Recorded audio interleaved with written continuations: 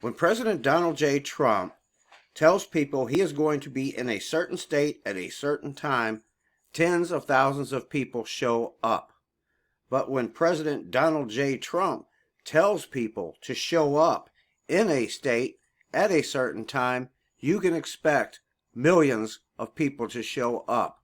As we are on President Donald J. Trump's Twitter page, he has 88,500,000 followers. And for the past many days, he has been posting January 6th, Washington, D.C.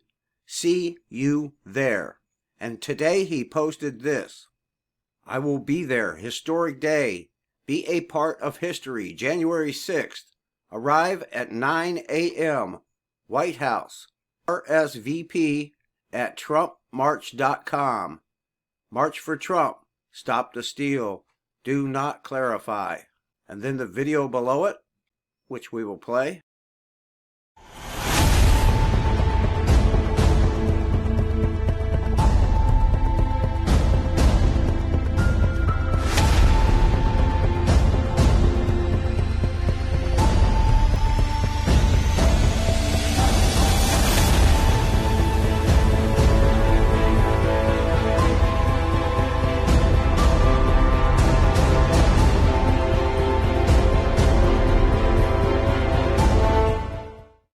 Now, I'll be ending this video with a zoom in of this video that has 8.6 million views, and that was retweeted by President Donald J. Trump today. But for now, let's take a look at the weather and how the weather is going to be on the side of the people that show up in Washington, D.C. on January 6th. And then we're going to take a look at a video that I put up a few days ago that shows the massive crowds that have showed up for Donald J. Trump, our president, in the past. And even in that video, I say that Guinness Book of World Records should show up and take note, because I think you're going to find this to be the largest gathering of people ever assembled together in one place for one standing president in the history of the United States of America. As we look at the 10-day weather forecast, we see that on Wednesday, January 6th, there will be a high of 45, mostly sunny, meaning it will feel like 50 degrees, and the winds will be very mild. From Josh Hawley that he's going to object on January 6th and force a debate on electoral college votes. Could you comment on that move from the Republicans? I have no doubt that on next Wednesday, a week from today, that Joe Biden will be confirmed by the acceptance of the vote of this Electoral College as the... Hello, this is John Reon, and welcome to the real world as we are seeking truth daily together. Grab a cup of coffee, put a little cream of truth in there as we move forward and look at what Donald J. Trump, our sitting president, just tweeted not once, not twice, but for the fourth time in 4 days. January 6th, see you in D.C. That is going to be one heck of a gathering, I'll guarantee you, 7 days from now. And the most important thing that we need to look at is the weather. And we have prayed for good weather on January the 6th, and God is going to deliver. It's going to be a beautiful day. Let's look at the forecast. And as we can see, Monday, Tuesday, and Wednesday the 6th, beautiful weather, partly cloudy, but I'll guarantee you it's going to be very sunny. Wednesday the 6th in Washington, D.C. with what they're calling is a temperature of 49 degrees. I'll bet you it's going to be above 50 degrees on Wednesday, January 6th, with very mild winds, as a massive amount of people are going to descend on Washington, D.C., and have a very good time with very pleasant weather. Even the all-powerful Google search engine cannot suppress this story, for if you Google Washington, D.C., January 6th, your top story is not Congress set to certify 2020 election results in Biden's favor, but you get, be there, will be wild, pro-Trump protest expected on day Congress to certify 2020 election results. You get 2 downtown D.C. Trump supporter hangouts to be closed on January 6th rally. That's because everybody's going to be in the streets. Massive crowd. You get Donald J. Trump's Twitter. January 6th. See you in D.C. Twitter is shadow banning like never before, and they have been doing it for a long time, but it's getting worse and worse as we move forward. And you just get all this pro-Trump protest scheduled, and it just goes on and on and on. 3rd MAGA rally planned in D.C. on January 6th. 3rd, because there was one a month ago and there was one 2 weeks ago, and those weren't called for by Donald J. Trump. Our president did not tell people to show up to those rallies a month ago or 2 weeks ago. They just did. Let's take a look at some of the footage from these massive crowds that showed up.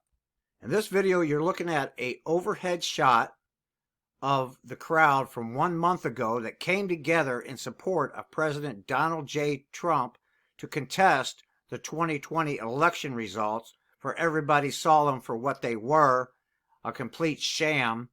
And this is just a small portion of the crowd from a month ago. If anybody's got an overhead flyover of the entire crowd, please leave a link in the description.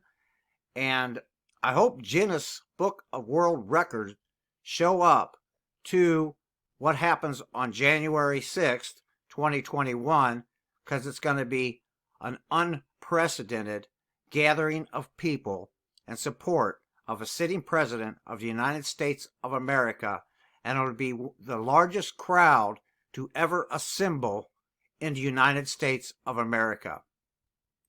So now let's go take a look at what transpired 2 weeks ago.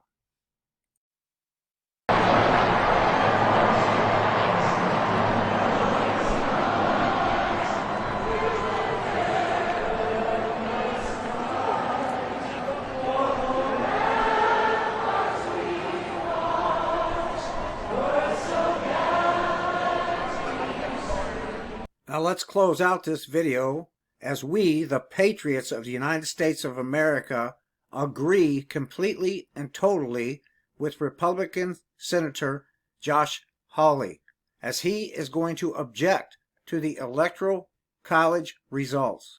Some of the constituents back at home, group of about 30 people, every single one of them told me that they felt they had been disenfranchised, that their votes didn't matter, that the election had been rigged. These are normal, reasonable people. These are not crazy people. These are reasonable people, and who, by the way, have been involved in politics. They've won, they've lost, they've seen it all. These are normal folks living normal lives who firmly believe that they have been disenfranchised. And to listen to the mainstream press and quite a few voices in this building tell them after 4 years of nonstop Russia hoax, it was a hoax. It was based on, the whole Russia nonsense was based on, we now know, lies from a Russian spy. The Steele dossier was based on a Russian spy. After 4 years of that, being told that the last election was fake and that Donald Trump wasn't really elected and that Russia intervened, after 4 years of that, now these same people are told, you just sit down and shut up. If you have any concerns about election integrity, you're a nutcase. You should shut up. Well, I tell you what, 74 million Americans are not going to shut up, and telling them that their views don't matter and that their concerns don't matter and they should just be quiet is not a recipe for success in this country. It's not a recipe for the unity that I hear now the other side is suddenly so interested in after years of trying to delegitimize President Donald Trump.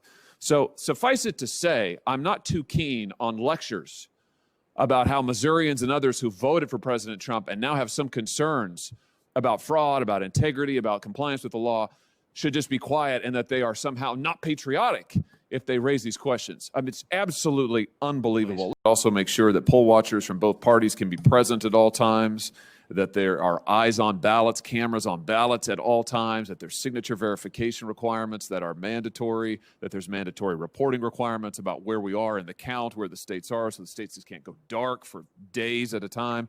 all of this stuff ought to be common sense. There is no reason we should just shrug our shoulders and say, well, fraud happens all the time. No big deal. It is a big deal. It's a very big deal. And for millions and millions of Americans in this election, it's a very, very big deal indeed. And for those out there, mainstream media or any others that say there is no evidence to election fraud, my friends, I will give you plenty of evidence of election fraud where you can find it all in one place, and it is right here. And you will find there is actually quite a lot of it. As we scroll down, and this is all the accounts, witnesses, testimonies. I mean, this list goes on and on and on. There is so much here that you can look at and see for yourself that the fraud in this election was so widespread and so out of control, and that if this election is allowed to go through with the results of what we have now, then we'll never have a truly legitimate presidential election in the United States again. For that'll be a thing of the past, and the oligarchy of the United States will be in and take full and complete control of your freedoms and liberties. Seek the truth daily. The truth will find you seeking.